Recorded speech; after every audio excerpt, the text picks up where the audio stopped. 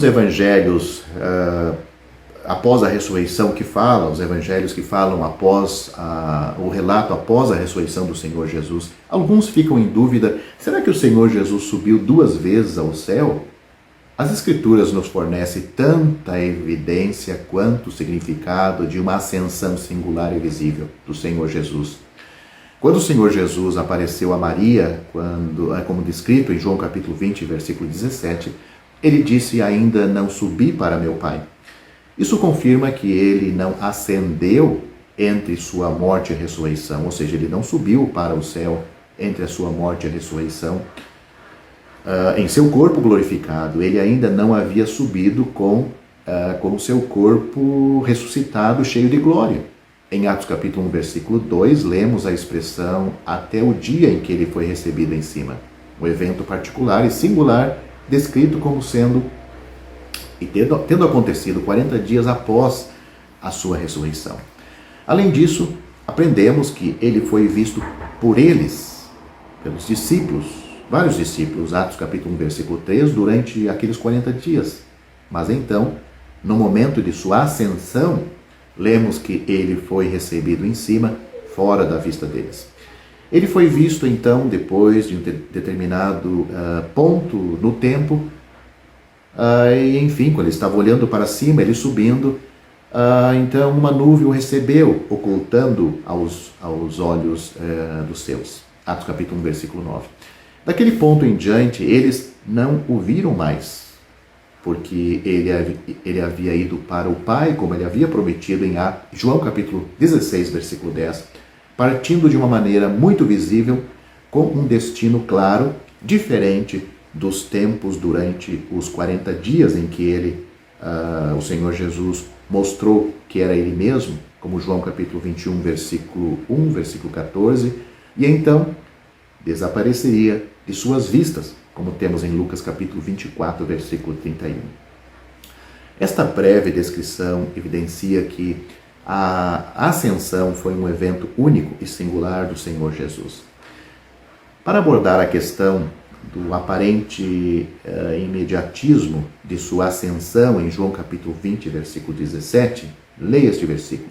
Sugerimos que esta linguagem é uma consistência com a do cenáculo, quando o Senhor Jesus disse a seus discípulos: vou para o Pai, João capítulo 14, versículo 12, que ele mais tarde repetiu, veja João capítulo 14, 21, 16, capítulo 16, versículo 5, versículo 10, versículo 28. O Senhor Jesus falou disso como sendo ainda futuro, mas com total certeza quanto ao seu cumprimento. No cenáculo, o Senhor Jesus falou de seu retorno ao Pai por meio de sua morte, sepultamento, ressurreição e ascensão. Um retorno com seu corpo humano, mas transformado e glorificado.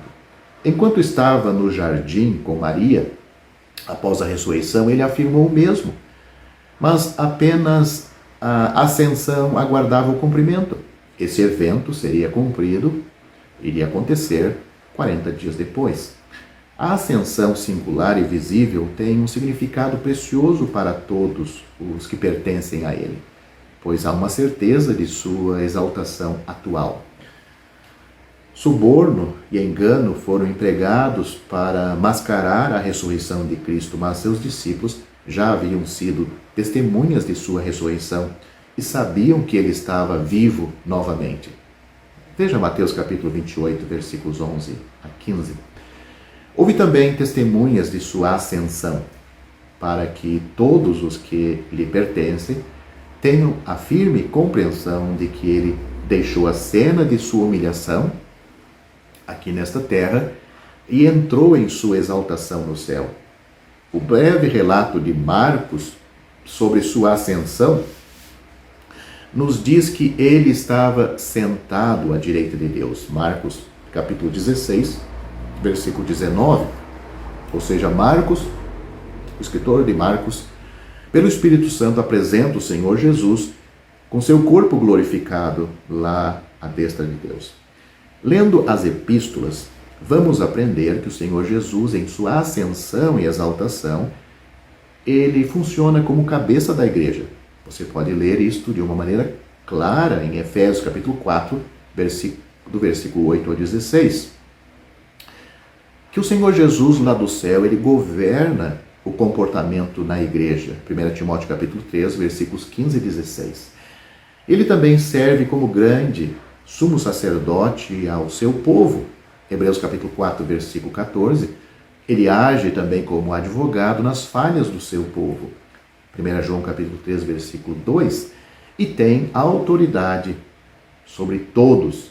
1 Pedro capítulo 3, versículo 22. Portanto, o Senhor Jesus não subiu 2 vezes para o céu, no seu corpo glorificado. Quando ele foi sepultado, o seu corpo ficou na sepultura.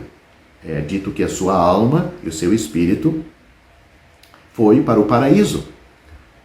Ele disse para aquele ladrão na cruz, em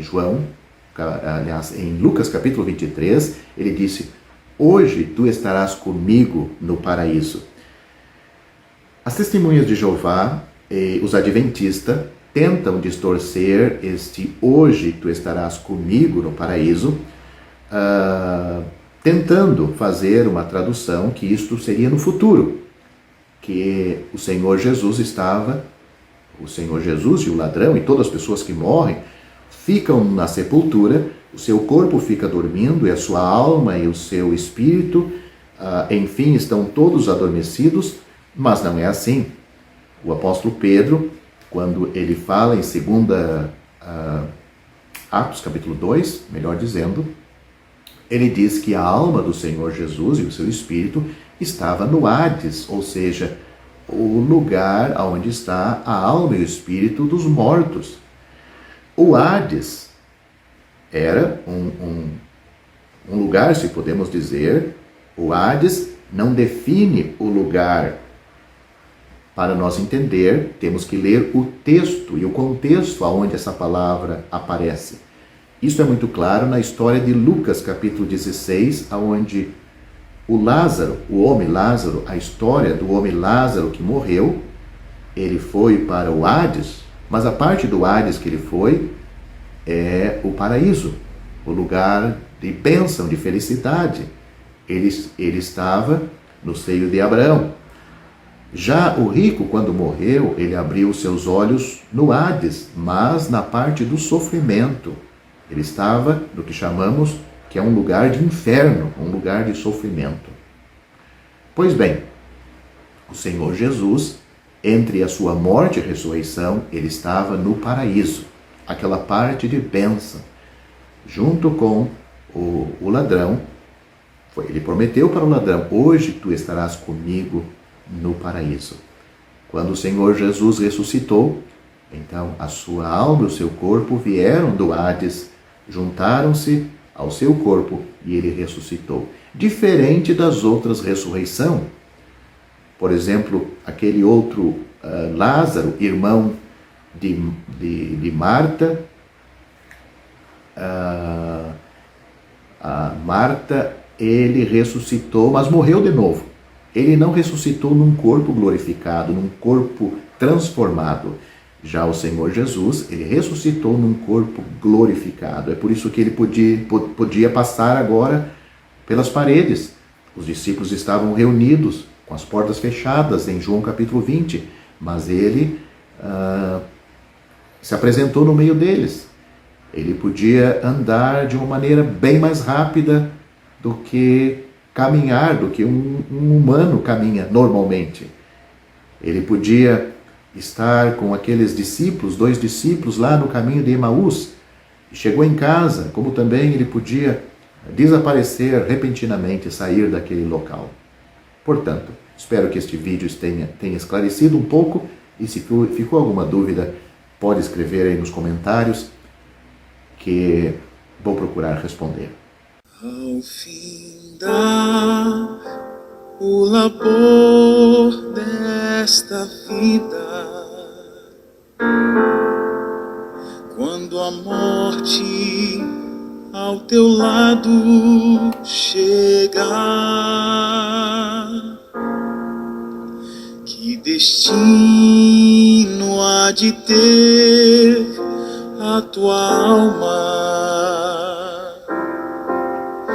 qual será no futuro o teu lar.